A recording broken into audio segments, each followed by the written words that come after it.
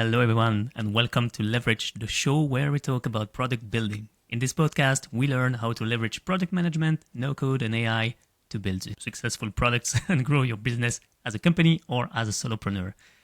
We interview product managers, product builders, makers, and solopreneurs to help you build your own success. Today, we are talking about building MVPs and no-code with Tom. Thanks for joining us, Tom. Thank you. A pleasure to be here. Really looking forward to it. Nice. Thanks for joining us. Well, Tom, you have an interesting background. You've transitioned from Bain, a big consulting firm, to becoming a certified Bubble developer. And then you launched also your no-code agency. Can you maybe introduce yourself and explain why this career shift? Yeah, it's a good question. So honestly, it was not really, planned or foreseen like that, right? I just graduated from university. And at that point, I didn't really know what I wanted to do career-wise. And Bain is, of course, a well-known company, well-known consulting company. And it was kind of a great career start. And that's why I joined the company. But pretty quickly, I also realized, working in consulting for the rest of my life wasn't really going to be it. It's a tough work-life balance. Also in terms of topics and work, it's a lot of slide creation, Excel analysis, which is cool, but wasn't really giving me, the satisfaction that I was looking for in my career. So at some point I transitioned and I left. And at that point, it was a bit open-ended what I wanted to do.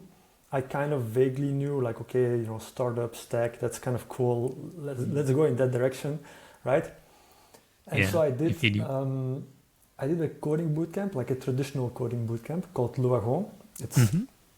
I think it's a pretty well-known coding bootcamp. They teach Ruby on Rails, which is a particular coding framework. So you also have the Wagon in Germany, because you are based in Germany, right? Yeah. I'm based in Germany, so in Munich. And actually, I did it in Munich. So at that point, I moved to Munich for personal reasons because my girlfriend, now my wife, she was working in München. And so I did Wagon basically as a kind of an entry point into tech, right? Because at that point I had never heard of no code, low code. I didn't know anything about that. So I did Wagon, which was very cool. Kind of gave me the basic knowledge of how do you make an app? What is a database? What are APIs? What is a front end, back end? All this kind of stuff. And I used that knowledge to get a job as a project manager in a traditional software development agency. So it was a small agency in Munich. We were 10 people, we were doing small projects for clients, we were also doing some outsourcing. And that's kind of how I saw this whole world of software development, freelancing, agency, also, the good parts and also the bad parts, which is software can be very painful to make, it can be very expensive, very long, it doesn't always succeed, right? Indeed. And that was kind of, at some point we were working on some internal projects and I started Googling how can we do this a little bit more quicker? How can I maybe do it myself as somebody who's not, at that point I was definitely not a professional developer, right? I just had done the bootcamp, but really I was a project manager. And so I Googled a bit, I discovered Webflow, Bubble, those type of tools, all these no-code tools or low-code tools. And that was kind of my, I call it my eureka moment, my magic moment. Epiphany. Where I discover, okay, I can maybe build stuff myself in a reasonable time frame without having a huge team. And this for me was just kind of so cool that I said, okay, I have to double down on this, and I started doing that basically on a freelance basis. First part-time, and then eventually I just transitioned fully. Oh, you started part-time then? And then how did you transition? Trying it out, trying my own projects, and then eventually I got a first proper client and I was like, okay, now I can make the jump and go ahead. So during the weekend, right? Yeah, I mean, first it was just during the weekend, after my work, learning it a little bit, doing some YouTube videos. Yeah. What was the first project, the very first project, first client that you signed? Still remember? The first one was a company called Growth Stage. Growth Stage, they do consulting for education companies. This was a very small project. And then the second project, which I would call actually my first proper project, was called Xpeerly.com. And I'm still working with them today. They are a Swiss startup and they do product videos for e-commerce companies. They kind of facilitate that entire process. Yeah. Okay, very interesting. Okay, let's deep dive into this background. Very interesting because I feel you the pain. Like being consulting, doing all this job that is not very fulfilling. And I think this creation part, like the sparks that the joy that you have, like when you create something and it works. Maybe you got that with the code because we've done the Wagon, right? With like you build, then you run the code and it works without any bug, and you're like, oh yeah, it worked. Yeah, that feeling. It's definitely. I think for me the most satisfying part is like the fact that you can create and build stuff. You can really not touch and feel, but you can see what you build, right? Yeah, it's kind of WYSIWYG, right? Cool, yeah. I really like this. It's because back end, front end. I really liked front end because of that. It's more very rewarding. It's more satisfaction. You can see it. I mean, for me, it's the combination of both. But just to be able to launch an app and see it grow, that's just a cool feeling. And I think that's ultimately also what I find the most kind of satisfactory and giving me the most energy in my job. That you can launch something, somebody is happy that it's launched, and they get traction, they get users. And that's a very cool process. That brings you more energy, right? This creation part where you feel like you're useful to someone else, and someone is like using the application that you built. Yeah, and this is maybe a good point to tie it back quickly to my consulting and to my some of the other work that I did previously, right? I would say like 90% of the time that was also very cool, but sometimes you had the situations where you like work on something very long, very hard, and then it didn't get used at all, by the big company that you are consulting for, right? And that could have, that was like a little bit frustrating. And similarly with traditional code, you could work sometimes like very long, very hard with a big team on a project, spend a lot of money, a lot of time, and then it kind of like falls apart a little bit, or it didn't get the traction that you want, right? Which is painful. I think in tech, it's you have like a huge amount. I mean, the vast majority of tech projects or products, you start something, and at a certain point you stop it. That's the vast majority. Or you have like this legacy, right? Yeah, exactly, legacy gig. You have to take over what others built before you. So yeah. And with no code and low code, you still have this problem that, of course, not every project succeeds, right? This is obvious, right? Yeah. But because you can do it faster and usually also for a much lower cost, it's much less painful and you're much more flexible to pivot, right? And you don't burn like your life savings, you don't waste like years. It's just like in a matter of weeks, months, maybe 1 year maximum, you can kind of figure out like, okay, is this going to work or not? And if it doesn't work, then you kind of move on, which is a great thing, I think. For Did you really build applications for you, not for clients? Not so much, like more like hobby projects for myself. I think what a lot of people underestimate is that for me, no code and low code, it's making tech more accessible. So it's becoming easier and simpler to build products. But that also means that the sales and marketing part is becoming harder, right? Exactly. Well, maybe not harder, but you need to put more focus on it, right? Yeah. And I like to say, the more easy it gets to build, the harder it gets to market, to distribute it. Because if everybody starts to create, then you are in the noise and you have to, Yeah, I agree 100% with that. And what I wanted to say is that that's kind of the reason why I haven't really built like,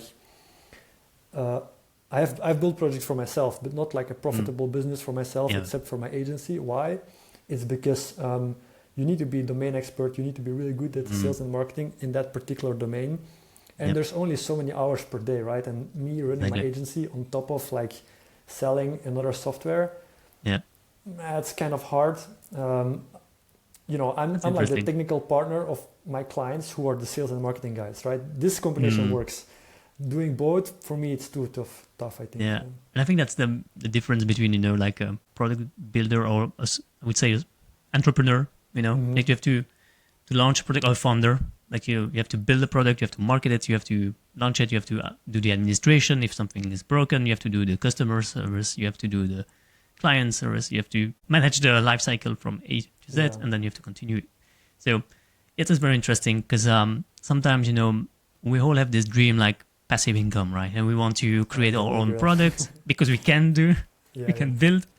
But we always underestimate the amount of work that marketing requires, all the work that's there. So I think, Yeah, and I can do it for my agency, but I cannot do it for like my agency plus like a bunch of other software. But what I am considering is maybe at some point in the future I might like partner up with somebody, not just a client relationship, but more like a partnership. That's something I could consider in the future. do you think it's easier to be associated? I mean, mentally, or do you feel this struggle when you are alone building? Why would you do this association? You mean like a partnership, like partnering with somebody for marketing and sales? I mean, it's just a kind of divide and conquer, right? Like everybody has this specialization, and it just helps if, like, it's not possible to be good at everything, right? Or at least it's very hard. And so the reason companies exist is because you have different team members. Each team member has their kind of their stuff that they're really good at, and together you can achieve more than alone, right? Yeah. No code definitely allows you to achieve more alone, but still, right? It helps to have like a little bit of a division between like sales, marketing, tech, maybe operations, depending on your business, right? I see that work really well for a lot of clients. Yeah.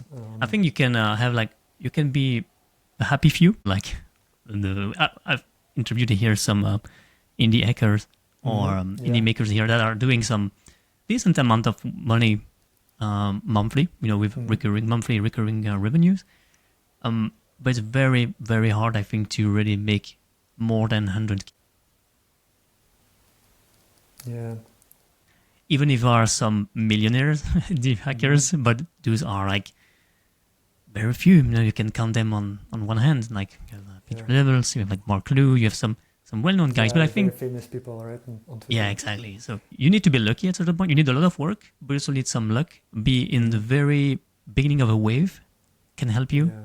You need to also to be very like consistent and say, okay, I have nothing else to do than this. Because if you have other options, according to me, like freelancing, you can have like €1 today or 5 tomorrow. I think most of the people would say, I'm going to take €1 today. And they're not going to bet, make a huge bet on the future. Yeah, that's what I was asking you. What do you sell today? Do you sell freelancing service more than... Yeah, I'm a freelancer for sure, right? And this is an interesting problem. One challenge as a freelancer is like your churn is pretty high, right? Because once you finish a project, it kind of churns. Of course, you continue to do some support, maintenance, and all of that. But you do need to kind of always find new projects, which is a little bit different than if you have a SaaS business with a recurring revenue because you sell a subscription, right? So this is one particular challenge in freelancing or running an agency. And that's why also people need to be very careful, I think, before going down that path, because they really need to be sure that they enjoy doing the work. Because if you don't work, you don't get paid. Nobody is working for you in the background unless you have a team working for you, but then you still have to manage the team. So you prefer to stay solo for the moment? Do you... So I started solo for a very, very long time, right? For 2 years, 2.5 years. And now I'm in the stage of building like a mini team, mini agency. That's how I call it, right? Okay. So I have one designer who's supporting me and 2 Bubble developers who are supporting me. But as contractors. Kind of like long-term contractors. Like we collaborate like on all our projects together, but they are contractors. And like we just work together. I'm still doing Bubble development like every day. Like I would say even the majority of my day is still Bubble development. But we can do like bigger, better projects. Yeah. And as I said, like you can cover some, like for example, the design part. It's not something I'm naturally good at. And a lot of clients don't have a designer themselves, so we pull it in and we have a designer in the team. That's nice team. I think I like that because together you can hunt elephant, right? If you are alone, you'll probably chase mouse. It's a good metaphor. If you want to do like kind of bigger projects, it helps to have a team. Yeah, I like that. I like this synergy you create with others. This is maybe making me think about like another idea for this podcast. Maybe you can bring people together to do some stuff one day. But we'll see. I was thinking also about launching we call that a collective, kind of a freelancer collective. Yeah, those places exist, right? Like where people work together. I mean, in some way, I think it's after the whole like remote work took off, like after COVID, all this became possible. And I think this is like a new way of working, which is becoming more popular, like slowly, and it will. Yeah, but you also have like limitations, right? And I heard some people who launch their own collective. It's nice because it brings you energy. You feel less alone. This loneliness can also be sometimes a burden. So it's nice to have kind of colleagues, like people like, I would say, like makers like you, like-minded makers that you can build with them. At a certain point, you also have this plateau in the revenue because you have to manage the team, you have to find the people, and then they also have their own missions, and you have to make sure that the agenda are okay with everybody. So that was also a struggle. So it's not that straightforward. Yeah, probably not. I mean, there's no free lunch, right? There's no free money. Like, I think whatever you do, whether you're freelancer, solo entrepreneur, like running a software business, it's hard work, So you just gotta enjoy what you do. Otherwise, it's gonna be tough. Exactly, and I think this is very important what you just said. Like, you have to enjoy what you do. Most people sometimes they see a hype, or they see like you have this FOMO, and they want to jump on it, but they don't do this introspection. Like, what do I really care? What do I really like? Navigating career with a compass inside. So I was wondering, like, what's a meaningful life to you? Like, what is the core of your, let's say, lifestyle? I mean, for me, it's like professionally, it's having like a growing, healthy company, right? With cool people that I like to work with. So now I'm very proud of actually my team and the people that I work with. It's a small team, but I love working with them, and it's really it's a lot more fun, I think, now than maybe as a freelancer. Sometimes as a freelancer, like working remotely, it can be tough sometimes, like working mostly alone. So I think professionally, that's an important part, of course. And then in the personal life, it's just having a good like work-life balance and being able to kind of provide for yourself and your family, right? Because if you run your own business, you don't want to have this stress every day, or every week, or every month. Like, can I pay my bills? Right now, I'm in a very good spot. But when you start as a freelancer or start as a software developer, in the beginning, it's stressful, of course. Yeah, to gain distraction, and you have to have enough cash to pay all the admin stuff, treasury, accountants, stuff like that. So yeah, indeed, the first 2 years are very, very stressful. So I would say like the first year, and then afterwards, it kind of better, after you have enough success, then you can start doing other stuff.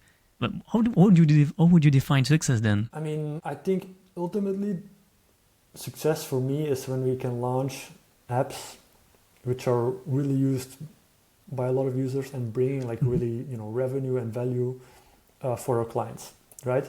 Not every app that we work on always succeeds for different reasons. Sometimes like the position is wrong. Sometimes there are sales and marketing struggles. Sometimes it's like a regulatory thing. But if we have apps that we can launch and then they take off, I would say that's like success. That's like a successful mission. That's really like, well done. That's cool. Nice.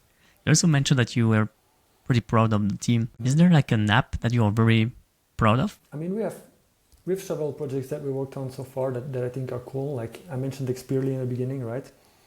Because we're already working together for so long. They are doing some nice revenue. They are expanding, like kind of. What was the product about? Startup, but they also have clients outside of Switzerland, so that's cool. Okay. We have another app called Designer, which we also have worked on for already like a long time. It's founded by somebody based in Nuremberg. I have a very good relationship with him, and so like that we have a couple of like apps which are long-term collaborations, and those are the best ones. When we can partner long-term with somebody, really be their technical partner on all their topics. And help them to continue to build and grow.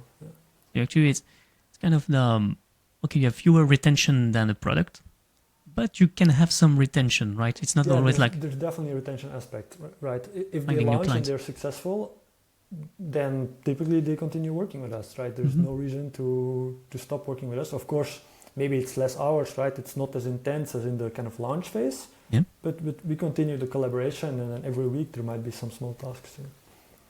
Interesting. How do you find clients, by the way? Because I guess acquisition needs to be very like it's a problem that, I haven't fully 100% solved all the time. Like, honestly, in the beginning, it's kind of like word of mouth, freelancing platforms, LinkedIn, like kind of inbound, a little bit randomly, to tell you the truth. Like, sales and marketing is a topic that I still haven't like 100% cracked. Yeah, as you mentioned. But yeah, now there are some other things that I'm trying to work on, like, SEO, maybe a bit more of a presence on LinkedIn, maybe doing some direct outreach, this type of things. Yeah. Interesting, SEO marketing. I think it's something builders don't really, at the beginning, for me too, I'm trying to learn more about marketing and about content creation, because this is how you have like organic growth, right? So, and this podcast too. But I think, all about SEO content is key. So I think it's very important to also spend a little bit of time into content and not just on building, but also on go-to-market. I typically advise my clients to focus a lot of time on the area where they're the least certain about success. So what I mean with that is, like, let's say that you are a really great sales guy in a particular industry that you know really well. Then you can sell in this industry, right? So then you should focus a little bit on the technical aspect and can you really build something? While if you're a technical guy, if you're a builder, it's more important actually to focus and to test whether you can do the sales and marketing, because you can build it, right? Because you're a builder. But can you sell and market it? And the problem is that a lot of people, they don't check enough, like whether the side that they're less good at, whether they're gonna be able to cover that. Yep. And that's often where we come in, right? As a no-code agency, because you have people, they're really great at sales and marketing, but they're not really technical. And then we cover that area for them, right? And that's kind of helping them to launch a lot. Yeah, maybe good advice to say to product builders, try to do some marketing, and to marketers, try to do some building. Start with that, I had like a teacher told me, like in business school, you want to do consulting? Because when you do business school, it's a classical move to go in a Big Four or a Bain. Exactly. So he told us, if you want to go consulting, try an internal permanent position, internal position in a company. And if you want to do internal, permanent job in a company, try to do consulting, so that it forces you to change perspective and to say, I didn't think about that. But first, you explore and then you exploit, then you find a way. So exploration first. Do you think best no-coders are pro-coders? I think it can be, but I think my answer to that is you need to know a little bit of both, right? If you are a no-code developer and you have never studied like APIs, database design, how are apps built that are not no-code apps, right? Then I think you're lacking some skills and you could make mistakes, right? You might miss some stuff. So I definitely encourage everybody who is going into no-code, low-code, eventually just do like a YouTube course or a free course somewhere on database design, on APIs, on those type of topics to educate you a little bit and like maybe learn a little bit about different frameworks that exist in the pro-code world, right? Yeah. And this will really like round you out, like cover your strengths as a no-code, low-code developer. I think the reverse of a pro-code developer becoming a no-code developer can also work really, really well.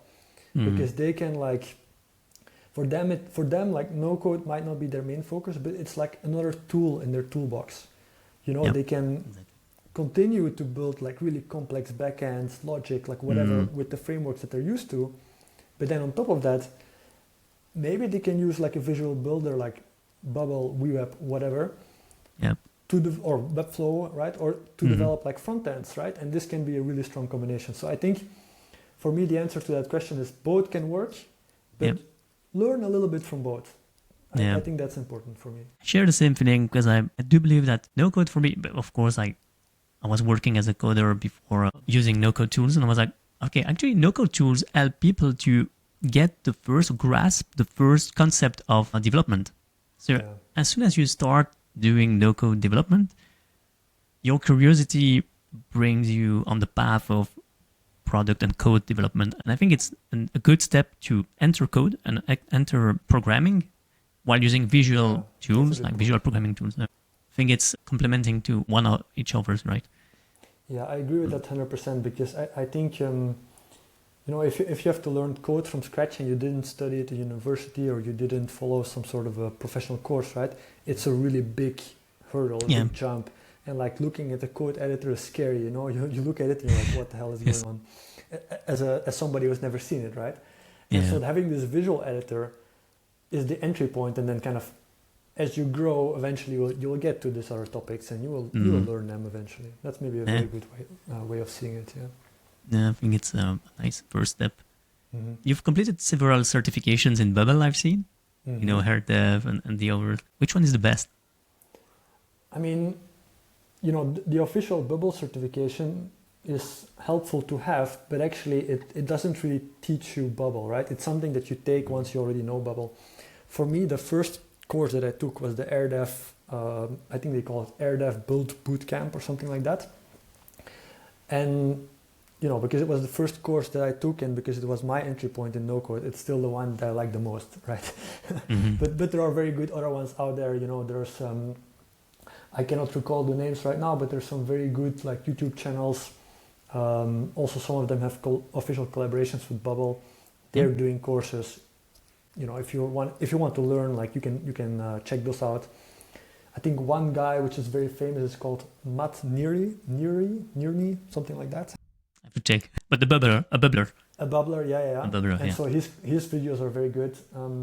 But I would say if you are in doubt, you don't know where to start, AirDev Build Bootcamp worked for me. So, I can recommend that one. Yeah. Okay, interesting. I remember at the very beginning, I wanted to go on AirDev and do the AirDev Academy. I was ready to jump on AirDev. Mm-hmm. But after a while, I lost interest in Bubble because I've seen all those new, nuggets over candies.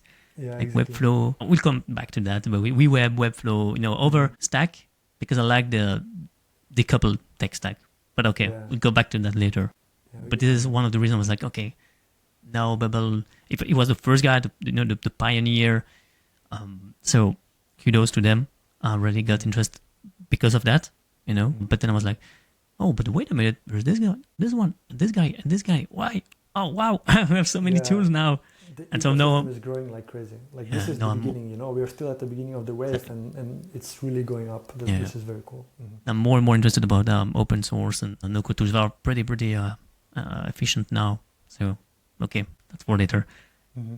All right, so we mentioned the agency. We didn't mention the first time. Sorry, the headphones just get out. Yeah, we mentioned some agency. So Minimum Code, that's the name of your agency, right? We didn't mention that. Correct, Minimum Code, yeah. And so you help entrepreneur grow faster using no-code tools. Mm-hmm. Do you have like other clients than entrepreneurs? What are the typical clients? Companies, large companies? There's two main categories, right? One is entrepreneurs, basically non-technical founders, right? And then the other one is like SMEs, so small, medium enterprises. And usually for them it's like they're building like an internal app or like an app which is not their core business, but somehow like supporting their business, right? I think those are like the big two categories. Okay. And so internal tools. Do you have like a list of advantages that you pitch to them, or they are already aware and they know the advantages of using no code? Yeah, it depends a little bit where the person is in their journey, right? Some people have already done a lot of research on no-code, so they kind of already know, and they know already Bubble, WeWeb, all the different tools, and then I don't need to explain it so much. Yep. If it's somebody like new who hasn't really like been introduced to it, I typically say that like the main improvements is like speed of development, right? Yep. Ability to customize and iterate quickly, which is really critical because you don't know if you're going to succeed with your first version of your product, right? Yeah, those are, I would say like the top two things that drive people to it. And those two things together, of course, means it's a little bit cheaper, right? It's just cheaper than having a completely custom software with like several developers working on it. Yeah. So they know what no code means. It's not like they don't care about no code. They don't reach you saying, build me this. I don't care about the tech stack. I don't care about code or no code. I just want this. I think they come to you knowing that there is a cheaper solution, which is no code. Yeah, like typically, because also that's kind of, we have some information on our website, right? So typically they already know a little bit. We don't have so many cases where like literally people don't know anything about no code. I guess if it happens, it's more for like SMEs, you know, startup founders, non-technical founders, they really have already Googled it usually. SMEs, sometimes they might not be like aware yet of all the options that exist. And then there's like a little bit of education that we do where we like, I just tell them like, look, this is the ecosystem. These are all the different options that you have. This works for that works for this. And then I try to guide them and advise them a little bit on, you know, what can be the best approach for them. And that doesn't always mean working with us. Like sometimes we talk to people and we tell them, hey, actually you need to use Flutterflow for a mobile app, which is not something that we do that much at this moment, right? So I do a little bit of like consulting and advisory sometimes. Yeah, okay. Yeah. That's interesting. That's interesting too. It's part of my job. Exactly. The soul of the consultant is still there, still in you. Because we touched upon it briefly, right? Like Bubble is a great tool, WeWeb is a great tool, but not every tool fits every use case. There are different cases and you need to adapt it based on you know, what the client tries to build. Basically. Exactly. I wanted to ask you, do you have some limitations with your favorite tech stack? So I would say our main tech stack for sure is Bubble. So Bubble, for the listeners who don't know, right? It's kind of a full stack no-code tool, right? What that means is you get the front end, you get the back end, it integrates really well together, right? On top of that, you can build APIs. So it's a really complete tool. It's a full package kind of, but it does have some limitations, right? Like one is about scalability. You can scale as high as you want. However, you do need to pay Bubble a little bit of money for like kind of the computation units. They call it workload units, right? And so there are some tools which help you with managing that cost. For example, Xano.com or Supabase, which are backend tools, right? So sometimes we do that. And then some other limitations with Bubble are like developing mobile apps, right? Right now, in the future, you might be able to develop native mobile apps with Bubble. Right now, you cannot yet. And then you might go to a tool like Flutterflow. Or maybe you have a client who like really loves open source, right? And Bubble is not open source. So there are some cases where you might go in a different direction. And then we try to just, you know, advise and see where we can go. Yeah. The fact it's not open source, does it affect the client expectation? And by that, I mean, do they care about the governance, by the ownership of the code? Because the code doesn't... Not so much. Like, I guess for some big companies, it can be a topic. But usually it's not really much of a topic. Because, you know, Bubble has been around for a very long time. There's a lot of trust and reliability in them. They have a huge community, a huge network. So like, you know that they're not going to die. They're not going to leave, right? They're going to be around for a very long time. It's a little bit like WordPress, you know? It's going to be around for a long time. And so you actually have a very low risk of you know, Bubble just disappearing or you not being able to access your app anymore. So it's not usually a topic, Yeah, I think we hear that a lot. No Code Summit, like we won't disappear. And if one day we disappear, I think it was the founder who said that, I forgot his name now. I also don't remember. Okay, it was there explaining. And if one day we disappear, we'll put something in place that you can that will allow you to extract the code or export it, or something like that. Because I think they are aware of. They are aware of this. Yeah, the vendor lock-in. Everybody, you know, companies don't like that. Governance the code. For bigger companies, this can be a topic, you know, because they really want to control it. I haven't had any issues with that with my clients. But I can imagine where that can be an issue. And then we just advise clients, hey, you know, you have other tools like WeWeb, Xano, which might be a better option for you, for example. Yeah. Talking about those tools, by the way, I didn't know that Bubble could work with Supabase. It can. Theoretically, you can connect Bubble to any backend, right? You can connect it to any SQL database if you want. Might not be the easiest option, right? Obviously, it's much easier to use the built-in Bubble backend. But if you have specific requirements, we can do it. Our preferred option is Bubble plus Xano. Bubble Xano. They work together a bit for now, so it's better. Talking about all those tools, how do you select them? How do you consider them for some project? I mean, the first thing is, if it's a project that we do, right, of course, we need to be skilled with it. And as I said previously, you cannot be good at everything. So we kind of deliberately chose like what we believe are the best tools for the majority of people. They're not the best tools for everybody, but they're the best tools for the majority of people, right? Which is Bubble for kind of apps being front end and back end, Webflow for landing pages, and then sometimes we do other tools, but I would say those two are like our top two. And then of course Figma for design. And then for other tools, we advise based on requirements of the client, and we're really honest with, if it's something that doesn't fit our tech stack, we will tell them, and we'll tell them, look, we can probably do it, but maybe you can also consider talking to other people and seeing if they can help you better. Yeah. And then it's up to them. Yeah. Good. And when they ask you some requirement, and if it's a yes, let's say, okay, I like Bubble tech stack, no problem. Let's go together. Can you maybe walk us through a typical client mission process when you take an idea from concept to functional product or functional MVP? So step one is always kind of like product discovery and scoping. It's almost, this happens actually almost before the project, It's kind of like a first mini phase before we can properly start, right? Where we just go together with the client, okay, what do you now want to build? And what like realistically fits within your timeline and your budget? Because there's always constraints there, right? And so we think with the client together, okay, this is what we're going to build. And then we try to really get that down on paper and really like, make a proper scoping document for that. The next step is doing a design. Sometimes there might already be some designs, maybe they already thought about it, but typically we need to improve it at least, or we just need to build it from scratch, right? So we do the design in Figma. It can be maybe first version is like a prototype, low fidelity. They can already take that, show that to some potential customers if they want. And then second step, it's like a high fidelity Figma design ready for development. Okay, so you do a low fidelity first, and then you do a high fidelity. It depends on the client requirements. Sometimes the client is like they haven't fully decided yet what all the features are going to be. So they do a low fidelity design. They show that to users, or they take it internally and they think about it, and then only afterwards we convert to high fidelity. Of course, if you're already 100% sure, we can do high fidelity straight away, right?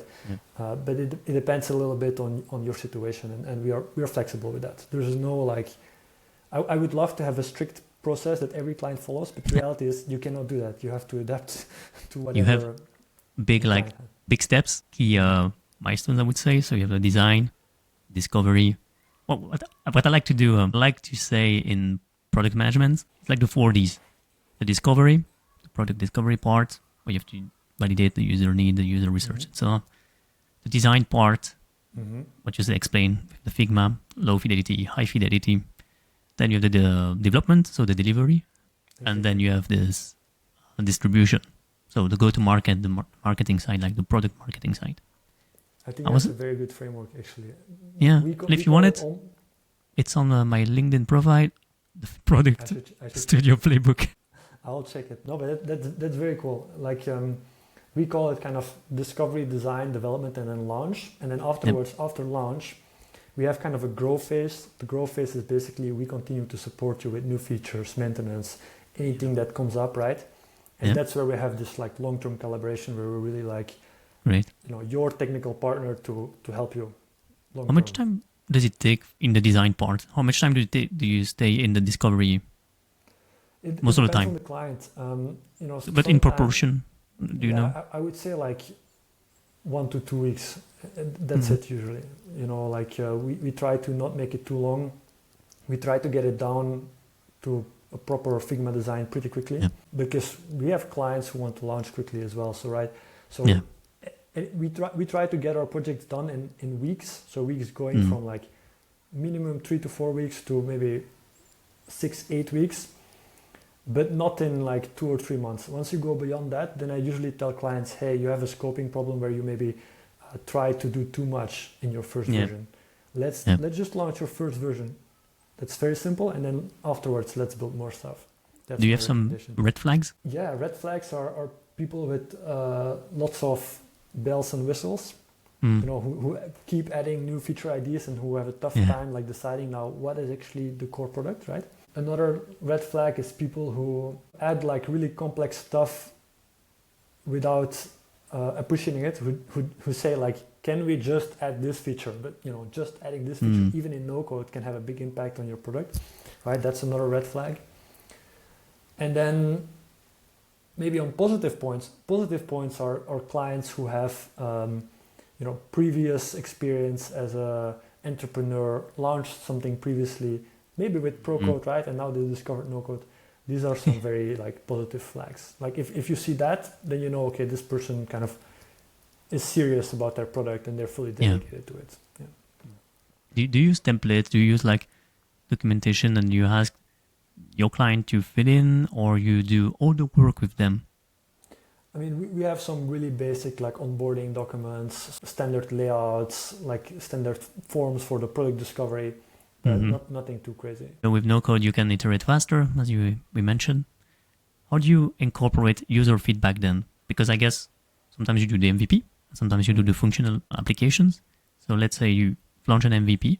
How do you gather the user feedback and then you iterate based on that? Yeah, I mean, this is kind of covered by the entrepreneur, by the client. They are ultimately the ones talking to their users. Sometimes we take care of direct like bug reports and feedbacks, where we have like direct feedback from the users. But typically it's the entrepreneur themselves who needs to kind of decide like, is this now working for my end users, or do we need to make some changes? And then we have like a kind of an agile development cycle where we say like each week, okay, we're going to build a couple of features, and that's done within our weekly sprint, and we work on that. We talked about product building. I'd like now to talk a little bit more about the agency, like the revenue stream, because as someone who builds MVPs and applications for others, how do you approach scaling your business? Do you have any strategies in the future for to scale your business?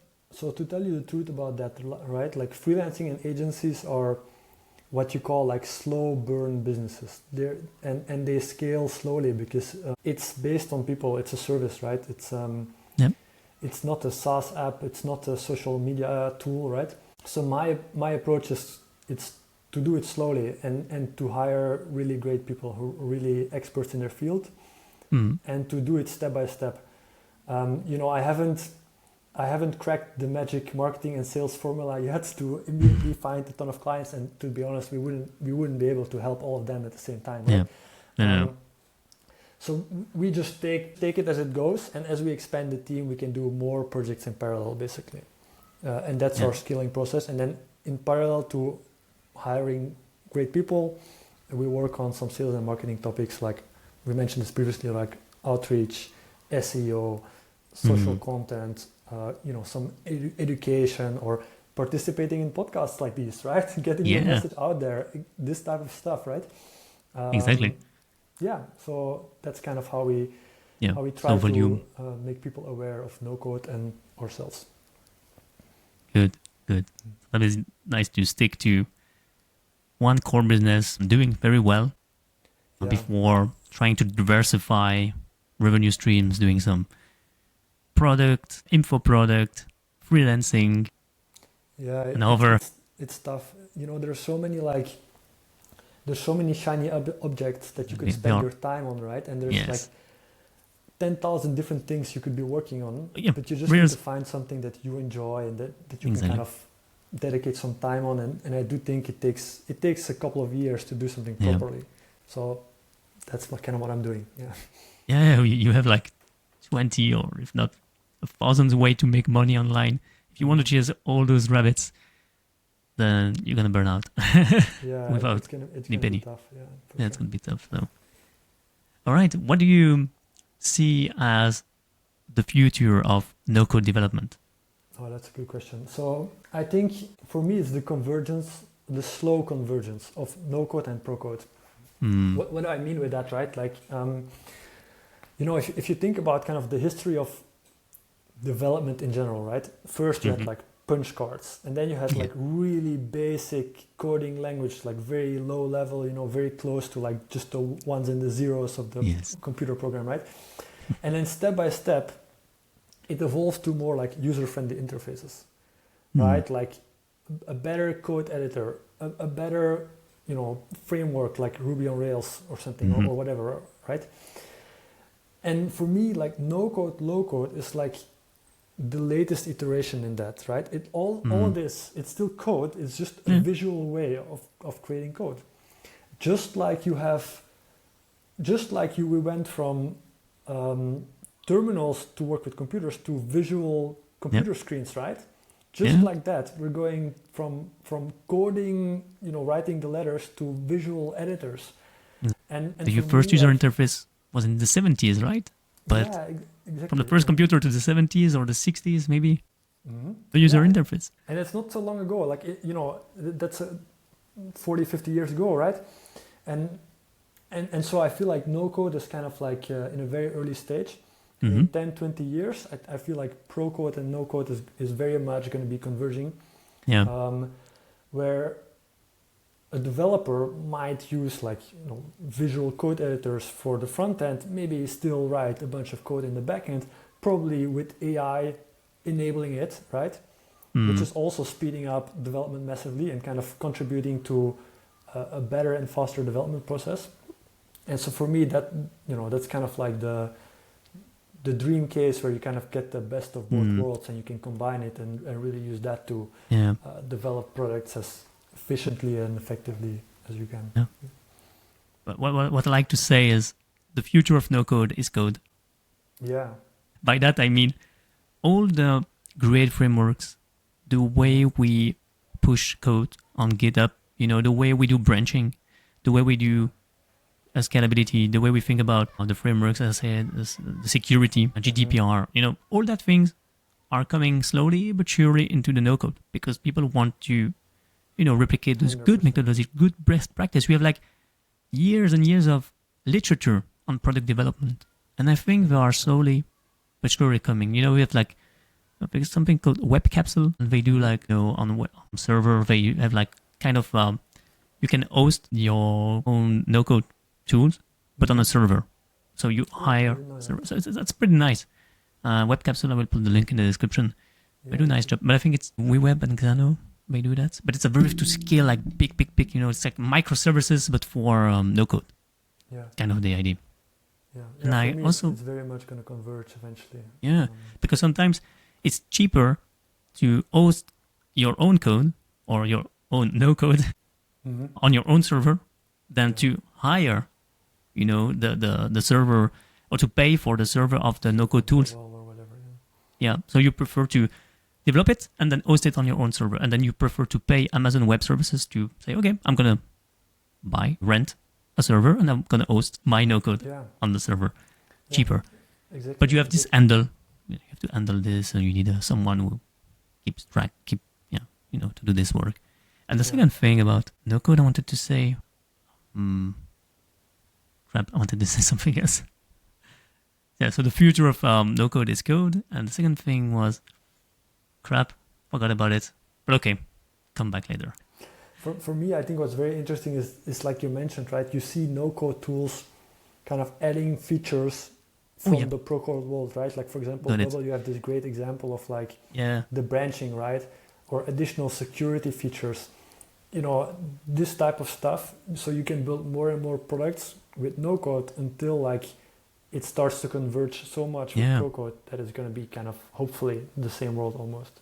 Yeah. And if you are in Bubble, and I think there's something called Flusk, and they are from France. Flusk, I use them for a lot of clients actually. Yeah. Exactly. Oh yeah. The second thing I wanted to ask you, like, do you think that you said like the layer, you start with 0 to 1, and then you have this very low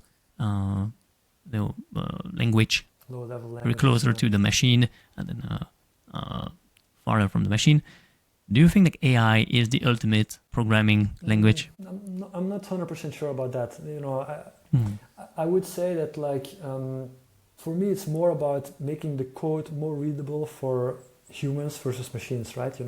If you do the ones and zeros, if you would manually set all the ones and zeros, it's very readable for a machine, but not very much for a human, right? And so for me, no code is like a way of writing code in the most human accessible way, right? Yeah. That is really no code. It's a visual way of writing code. AI is it's similar maybe, but a little bit different because for me, AI is just a way of upgrading your effectiveness and speed of coding, right? Improving your quality and writing more code more quickly. But I'm not sure it's necessarily like easier to understand, right? I guess AI will become also part of no-code tools, and maybe then somehow it can be combined. Bubble tried it a little bit. Yeah, they tried to but actually all to embed it somewhere. it didn't really work so good. I have to give negative feedback here. Like they didn't do the best job there. But this part will come. It will all come, I think. We're very early. Yeah, if you see the move of Glide, the move of Software, the move of Bubble, they all try to, Notion they try to embed AI on top, inside, on the left, on the right. They try to everywhere, in every corner. Yeah, they try to put it like, should we embed it? Should we use this as a add-ons? Should we use this? They all try stuff. And talking about that, is there any client that asks you to build AI application or to embed AI in the applications that you build? There are a lot of clients, yeah. There are a lot of clients who ask this, but usually it's not the core of their product. It's more like small side features of their product. And it tends to be like integrations of existing AI models. The most common cases like ChatGPT, right? Or some image generation AI tool or whatever. Yeah. And then we basically connect the APIs, right? We're not AI experts ourselves. AI wrapping. Exactly, AI wrap. We're integration experts, right? We try to understand your technical problem, and then we try to solve it in the most cost-effective way, which is usually no code. But there are cases where we're like, hey, man, for this, maybe you need pro code. And then we tell it to you, right? And that's what we're trying to do. We see ourselves really as like the technical partner of our clients. Yep. And then in many cases we can help them. Sometimes we cannot, and we just, point them to the right direction. Nice. Yeah. What are some AI-driven tools or techniques that you found particularly effective? I mean, I think what I see really often is kind of like chat bots and chat type integrations with AIs, like support functions, right? I would say that's the number one use case I see in the apps of my clients. Yeah, I would say that's the most common case for sure at the moment. I mean, we're not really specializing in AI tools. Maybe other people have a different perspective, but for us, that's the most common case. Okay, interesting. Okay. What advice would you give to professionals considering and transition into no-code? Try it out. Think of like a really simple app that you want to build as a hobby project, like for example, like a to-do app or something simple, and then just try to build it in like a tool like Bubble, or maybe browse around a little bit and see which tools naturally appeal to you, and get going and start it with YouTube and do it on the weekend.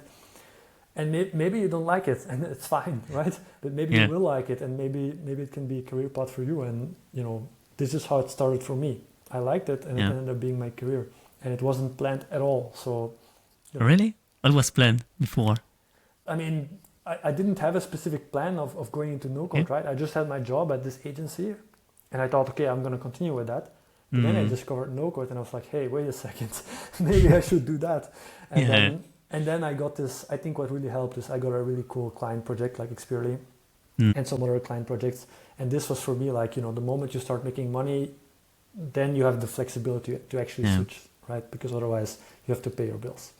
When you got your first client, did you explain them that it was the first mission? Yeah. And how I did it is I was like very honest. I just said like, look, I will build the first milestone for you for free. If you don't like it, you don't pay me. You like it, you pay me. And that's how it goes. I think it's a good way to start. You didn't fake it till you make it. Yeah, it's nice. Exactly. It can be very transparent, especially in freelancing. How do you stay updated with the latest advancement in no-code technology? How do you do your intelligence? So I follow the vast majority of no-code tools on most of the social media. So I kind of naturally get like their updates. But I also learn a lot from kind of like the people I work with. Because kind of collectively as a team, we have covered like a lot of stuff. And so we can always like kind of compare and contrast like, okay, in this case, what would be the best? In that case, what would be the best? Yeah. So learning from my team and just following all the no-code tools on social media. I would say those are the big things. Okay, interesting. About pricing, sometimes it can be pretty tricky, especially in freelancing. How do you approach pricing for a project? Like, what the factors you consider ensuring, the service is acceptable or profitable? Because sometimes, like, oh yeah, low code, low salary, because it's not code. Yeah, so this is a bit of a problem, right? Like sometimes people think like, okay, low code is definitely cheaper to develop a product, but it doesn't mean that therefore it's like cheaper per hour of work or something. And so what I do is I give custom estimates, to be honest, to each client, right? I make like I figure out, I ask them very honestly, like, look, what is your budget and timeline in which you want to launch? So we get a number, whatever it is, 5,000 euros, let's say, right? Yep. And then within that budget, we plan the scope. So we adjust the scope rather than the budget. That's kind of how we approach it. Yep. And other than that, pricing depends also a little bit on capacity, right? Like if you're fully booked, then you increase your pricing. If you're not fully booked, you decrease it a little bit. I think every freelancer does that a little bit like that. That's practice. Very simple. What practice do you follow to, maintain a good relationship? We talked about retention before. Is there like anything you do like on a monthly basis? Do you contact your past clients and ask an update? Is there any tactics you use? I think it's just staying very close to your client, like regularly asking for feedback, regularly checking in with them. How is it going? How can we help you? And also even if thinking, it's over? Yeah, I mean, we have very few projects where it's over and they never contact us again. If it's over and we don't continue working, it's almost always because the project wasn't a commercial success for them, right? Yeah. Because they just realized, okay, after working on this for 6 months, actually it's not making me the money that I want to make, and then they close it. That's like. Yeah.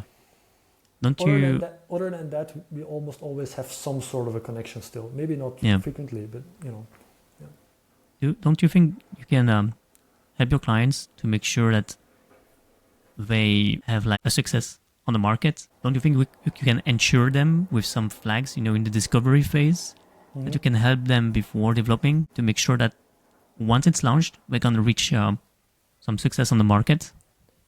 Yeah. So what I usually, we try to do projects for people who didn't do any like customer user validation or don't have any revenue. If somebody really didn't do any job in that area, then we typically actually reject the project because the risk of disappointment is too high. Yeah. And it also really sucks for us because like it really sucks to spend a lot of time working on something which isn't going to be successful. Plus it's a lot of financial stress for the client then, which can generate financial stress for us, right? Exactly. Yeah. So the number one thing we do is the check in the beginning, like, is this somebody who's serious about their project, fully dedicated to it? Have they done some user validation? Do they have revenue? If they have revenue, that's a very good sign already. And you can have revenue even with like almost no product whatsoever, right? Like just some, doing it as a service, selling it just on a landing page with a waiting list. Like what I like to say, behind every product, there is a process.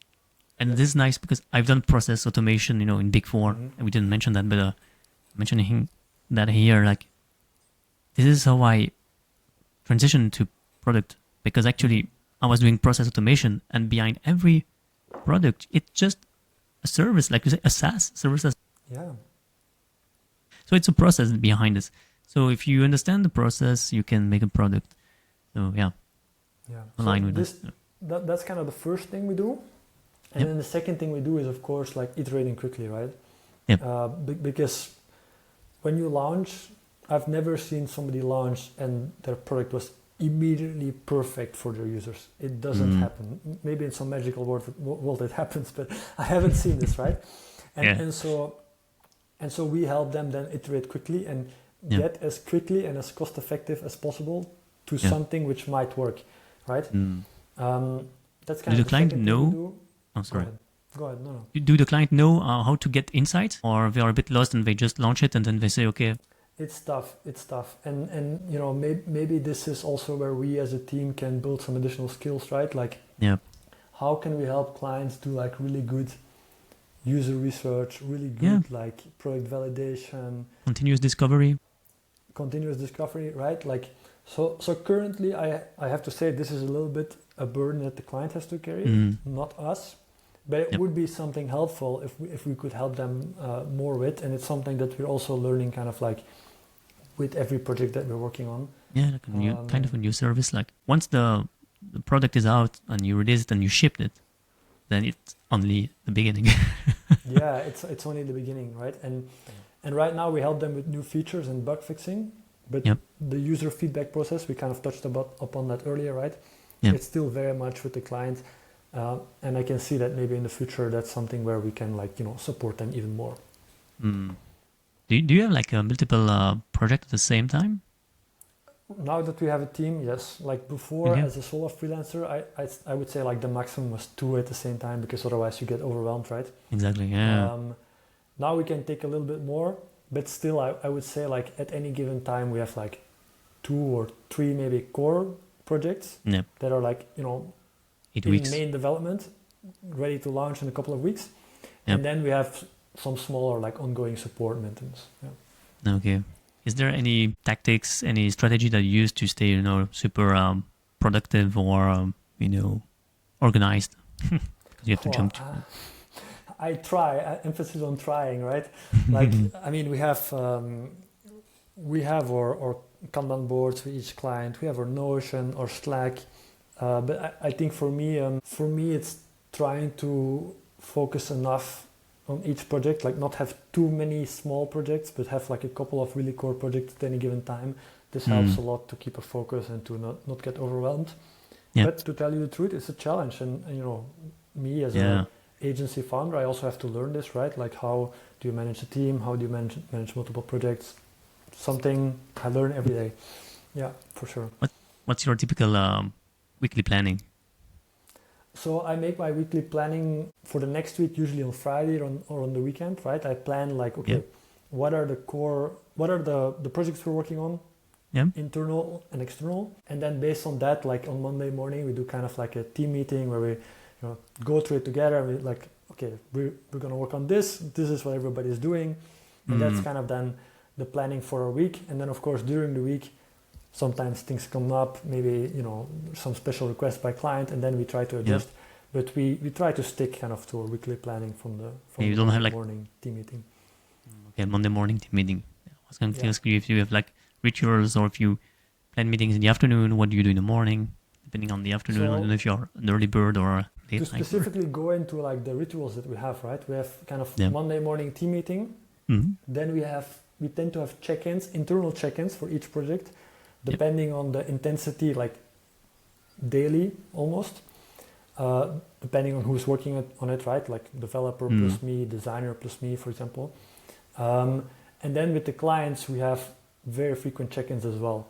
Like for long-term projects where it's not so intense, maybe once per week or once every 2 weeks. For intense projects, it can be like 2 or 3 times per week we have a check-in to really stay very closely in sync and like go very quickly, because once per week is not enough if you want to launch in a couple of weeks. It's not enough. You need to talk multiple times per week. Excellent. All right, man. We are heading to the last part of the interview.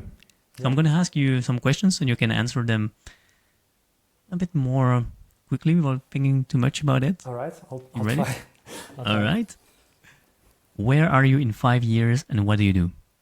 Well, in 5 years, I would love to have like a small no-code agency, let's say between like, you know, 15 to 20 people max, not bigger than that, running a really profitable, cool company, which is launching projects like every week for clients, you know, and building really cool stuff for them to make money. The question you wished I asked, but I didn't. That's tough. You asked so many good questions. This is a tough one. Like maybe what is your favorite no-code tool, right? I'm not sure we covered that exactly, but I would say my favorite no-code tool is still, you know, Bubble, the core oldest no-code tool, right? It has its limitations, but man, it's so great, and it has such a strong community, and you can build so quickly. It's still like for most cases, it's the best one, I think. I mean, you can It was deal with okay. all those limitations, right? Yeah. There are ways to deal with that, and that's my job then. What are your favorite creators or builders? There's a very cool guy called, I'm not sure what his full name is, but I think his Twitter is called Thibaut Maker. I think I know him, yeah. Maker. Yeah. I think he has had several software businesses. He sold them, and I think So Taplio, right? Yes, Taplio is Yeah, one yeah. of them, right? Awesome. Yeah, that's a good Millions. one. That guy made millions. That's crazy. Did he make in no code? No, I think it was code. I think it was code in the Iker. I think he's a regular coding. It's not no code. Yeah. No. Yeah. Oh yeah, that was one. Do you have others? I have a guy, but I don't know his name. It's called. I think his name is Ollie. I'm not sure. He has a page called Roast My. I need to check it quickly. Roastmylandingpage.com. The guy behind that, he's a really great guy. He's really good at building really good landing pages, and it has been an inspiration. Yeah. Oh right, I'm gonna check that. I didn't know. His name. Okay, if you find it back, I'm going to I'll put the link in the description. Yeah. Awesome. Thanks for sharing, man. Your favorite business books or personal development books? The one that I'm reading now, it's next to me actually. Maybe I can check it quickly what the title is. It's High Output Management by Andrew S. Grove. I don't know if you've heard of that one. It's like... Can you show it maybe? Oh yeah, that guy. Yeah. It's a really old book, it's like, I don't know, 50 years old or whatever, right? But it has such core, simple insights in management, managing a team, right? Which is now a topic that is relevant for me because I'm having my team, right? And I need to, learn in that area. Leadership. And it's cool. Yeah, I'm learning from it. So okay, cool. Another one? Maybe a fictional book? A fictional book. I mean, there are some classics I don't know, To Kill a Mockingbird, some classic fictional books. To be honest, I don't know in the past weeks I didn't finish a fictional book recently, so otherwise I would give you a more recent title. But yeah. No worry. Your favorite podcast? I think it's called How We Built It. Let me just quickly check that. Oh, I built it. Yeah, I think I know this. Or How I Built This. It's basically a podcast of entrepreneurs and people explaining their story, how they build stuff. Yeah. I think I got it. And with names like that, right? It's a kind of crosswords.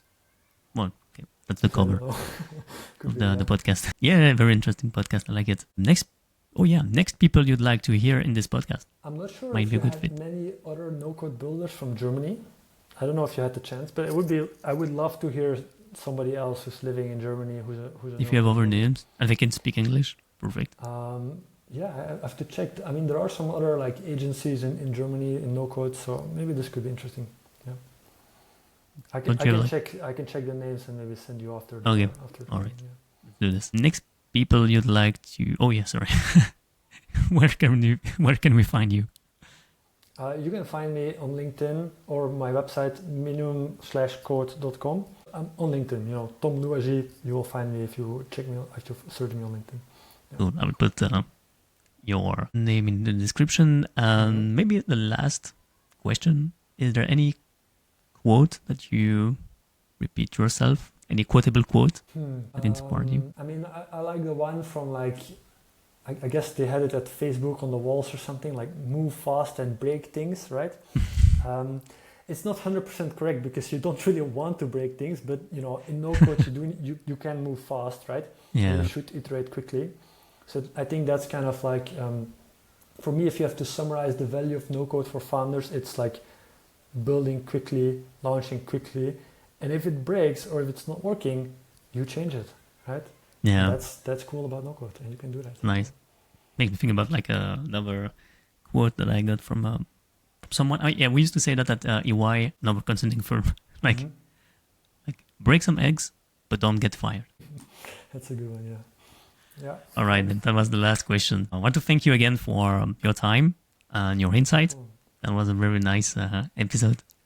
Yeah, it was a pleasure. It was really great to be here and also awesome to speak to some other people working in the no-code and automation space. Yeah, so cool, man. All right. Thank you. Have a nice evening. Thank you as well and have a good evening. All right. See you, man. Bye. Ciao.